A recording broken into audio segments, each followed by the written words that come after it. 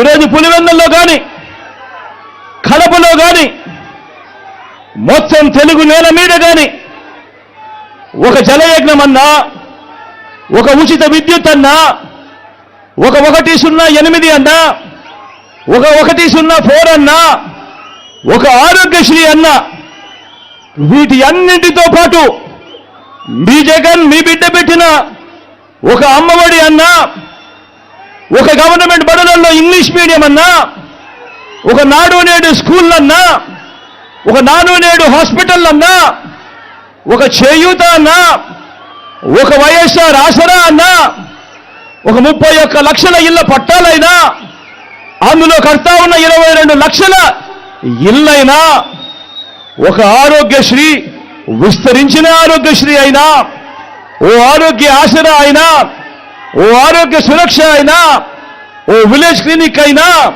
ఓ రైతు భరోసా అయినా, ఓ రైతు భరోసా కేంద్రాలైనా, ఓ వాలంటీర్ వ్యవస్థ అయినా, ఎక్కడా ఒక లంచం కూడా, ఎక్కడా లంచాలు లేకుండా, వివక్ష లేకుండా జరుగుతా ఉన్న పాలనైనా ఏకంగా 2,70,000 కోట్ల రూపాయలు డీబీటీగా, అంటే నేరుగా మీ బిడ్డ బటన్ నొక్కడం, నేరుగా నా అక్క చెల్లెమ్మల కుటుంబాల ఖాతాల్లోకి నేరుగా వెళ్ళిపోవడం, ఎక్కడ లంచాలు లేకుండా, ఎక్కడ వివక్ష లేకుండా, ఇవన్నీ మన మనసు, మన మానవత్వాన్ని చూపే అంశాలు. ఇది నచ్చని పసుపు మూకలతో మన చెల్లెమ్మలు చేయి కలపడం కంటే దుర్మార్గమైన కార్యక్రమం మరొకటి ఏదైనా ఉంటుందా అని చెప్పి కూడా ఈ సందర్భంగా అడుగుతా ఉన్నా. మీరే గమనించండి, మీరే అందరూ గమనించమని కోరుతా ఉన్నా. మీరే గమనించండి, జగన్ను పథకాల్లో కొట్టలేరు, జగన్ను పాలనలో పనితీరులో కొట్టలేరు, జగన్ను పల్లెకు చేసిన మంచిలో కొట్టలేరు, జగన్ను పిల్లలకు చేసిన మంచిలో కొట్టలేరు, జగన్ను రైతులకు అందించిన రైతు భరోసాలోనూ కొట్టలేరు, గ్రామాల్లో తెచ్చిన రైతు భరోసా కేంద్రాల్లోనూ కొట్టలేరు.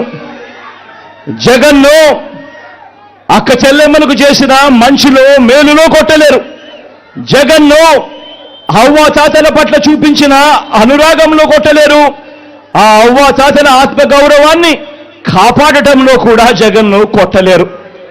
జగన్ను డీబీటీలో, అంటే బటన్లు నొక్కడంలో జగన్ను కొట్టలేరు.